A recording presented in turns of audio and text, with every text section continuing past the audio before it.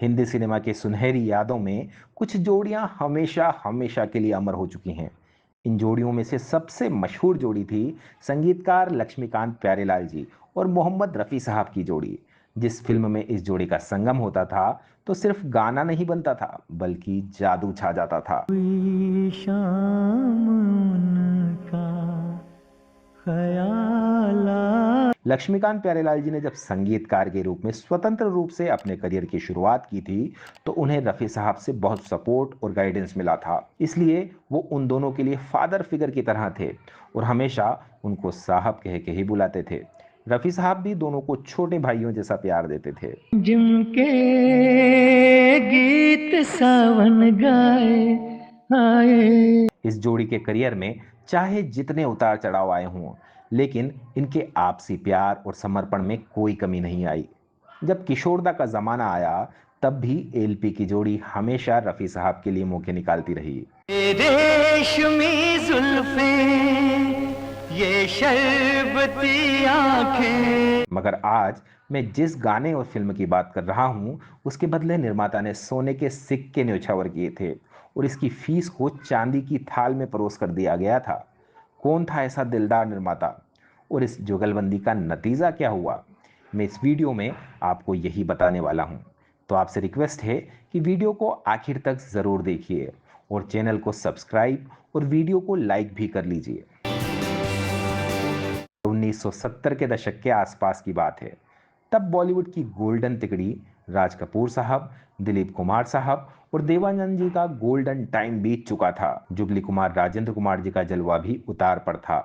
दर्शक फिल्मी पर्दे पर नए जमाने का नया स्टार देखना चाहते थे। कई सितारे इस जगह को भरने की कोशिश कर रहे थे, मगर उस दौर में राजेश खन्ना तेजी से उभरे और बॉलीवुड पर छा गए। मेरे सपनों की रानी कब आएगी तू, आई रुत मस्तानी कब आएगी। मगर तब तक राजेश खन्ना, किशोर दा और पंचम दा की तिकड़ी एस्टैब्लिश नहीं हुई थी, क्योंकि आराधना फिल्म रिलीज नहीं हुई थी।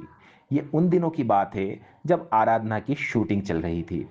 उसी दौर में दक्षिण भारत के बड़े फिल्मकार सेंडो एम चिन्नप्पा देवर चेन्नई से मुंबई आए।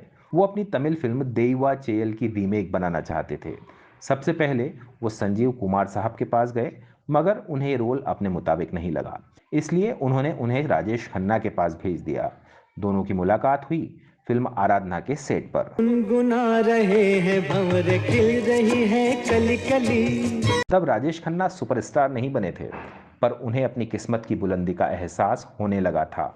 उन्हें लग रहा था कि वो भी सुपरस्टार बनेंगे और सुपरस्टार के लिए बंगला भी बड़ा होना चाहिए। वो राजेंद्र कुमार साहब का बंगला खरीदना चाहते थे, पर उनके पास करीब 5 लाख रुपए कम पड़ रहे थे। इसलिए जब चिन्नप्पा देवर ने उन्हें फिल्म की कहानी सुनाई तो उन्होंने कहा कि मैं इस फिल्म के लिए 9 लाख रुपए लूंगा और सारी फीस एडवांस में देनी पड़ेगी। ये राजेश खन्ना जी की सामान्य फीस का 3 गुना था। मगर चिन्नप्पा देवर बहुत दिलदार निर्माता थे। उन्होंने फौरन रुपए से भरा एक सूटकेस निकाला और राजेश खन्ना को थमा दिया। चल मेरे साथी, ओ मेरे हाथी, चल ले। अब संगीतकार को फिक्स करना था। देवर साहब शंकर जी किशन के पास गए, लेकिन उनके पास बहुत काम था। तो किसी ने उन्हें लक्ष्मीकांत प्यारेलाल जी से मिलने के लिए कहा। देवर साहब को फिल्म के गाने जल्दी चाहिए थे ताकि वो फटाफट फिल्म को रिलीज कर सकें। लेकिन लक्ष्मीकांत प्यारेलाल जी के पास भी वक्त कहाँ था, वो भी सुपर बिजी थे। इसलिए जब देवर साहब ने उनसे अपनी फिल्म में संगीत देने की गुजारिश की तो उन्होंने फौरन इनकार कर दिया। लेकिन किस आदमी से कैसे काम निकलवाना है ये देवर साहब को बहुत अच्छी तरह से पता था। जब वो दोनों से मुलाकात कर बाहर निकल रहे थे तो उनके ऑफिस में ही उनको खबर मिली कि आज लक्ष्मीकांत जी के बेटे का पहला बर्थडे है और वो आज जल्दी घर जाएंगे। दुनिया में रहना है तो काम कर प्यारे, हाथ जो। देवर साहब के दिमाग में फौरन एक आइडिया आया। उन्होंने रास्ते में एक ज्वेलर के यहाँ से सोने के बहुत सारे सिक्के खरीद लिए। इसके बाद शाम को वो बिना बुलाए लक्ष्मीकांत जी के यहाँ बर्थडे पार्टी में पहुंच गए। वहां पर बच्चे मस्ती कर रहे थे। मौका देखकर चिन्नप्पा देवर लक्ष्मीकांत जी के बेटे के पास पहुंचे और उस साल भर के बच्चे पर सोने की गिन्नियां न्योछावर करने लगे। वरना ये दुनिया जीने नहीं देगी, खाने नहीं देगी, पीने नहीं देगी। उस पार्टी में सब लोग बच्चे के लिए महंगे महंगे गिफ्ट लेकर आए थे, मगर उस पर सोने की बरसात करने वाला शख्स एक ही था। लक्ष्मीकांत जी की पत्नी ने ऐसा दिलदार आदमी देखा तो उन्हें ये जानने की इच्छा हुई कि ये आदमी कौन है। वो उनसे मिलने आई। दोनों की बात होने लगी तो देवर साहब ने बताया कि मैं लक्ष्मीकांत जी से मीटिंग के लिए ऑफिस गया था। हालांकि उनके पास मेरी फिल्म करने के लिए वक्त नहीं था, पर मुझे पता चला कि आज बेटे का बर्थडे है तो मैं विश करने आ गया। लक्ष्मीकांत जी की पत्नी को अपने पति का यह व्यवहार बहुत खराब लगा। उन्होंने देवर साहब से इंतजार करने के लिए कहा और लक्ष्मीकांत जी को बुला लिया। वो उनसे कहने लगी, आप तमाम आलतू फालतू लोगों की फिल्म करते रहते हो, इन लोगों को शराब भी पिलाते हो, पार्टियों पर खर्च करते हो, मगर जो आदमी हमारे बेटे के लिए इतना सोना न्योछावर कर रहा है उसके लिए आपके पास वक्त नहीं है। मैं कुछ नहीं जानती, आपको ये फिल्म करना ही पड़ेगी। बर जाने चली हवा मस्तानी बीवी के आगे भला किसकी चलती है। इसलिए लक्ष्मीकांत जी ने देवर साहब से माफी मांगते हुए कहा कि कोई बात नहीं, हम ये फिल्म जरूर करेंगे।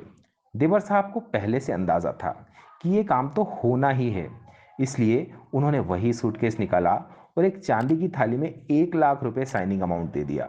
ये उस वक्त का सबसे बड़ा साइनिंग अमाउंट था।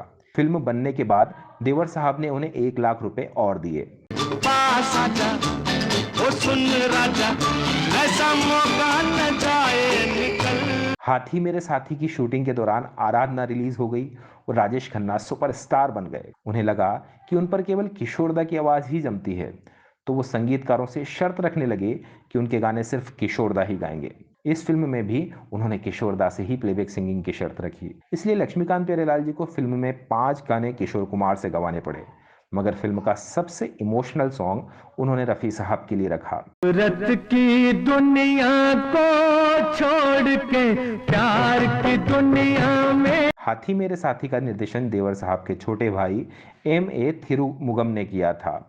इसकी शूटिंग वाहिनी स्टूडियो में हुई थी और फिल्म के सारे आउटडोर सीन ऊटी में फिल्माए गए। ये उस वक्त की सबसे बड़ी हिट फिल्म साबित हुई, जिसने पहली बार देश के हर वितरण क्षेत्र में 1 करोड़ रुपए की कमाई की। देवर साहब ने इस फिल्म पर दिल खोलकर रुपए खर्च किए और छप्पर फाड़ कमाई भी की। इस वीडियो में इतना ही दोस्तों। आपको ये स्टोरी कैसी लगी प्लीज़ कमेंट करके बताइए। वीडियो पूरा देखने के लिए आपका बहुत बहुत धन्यवाद दोस्तों।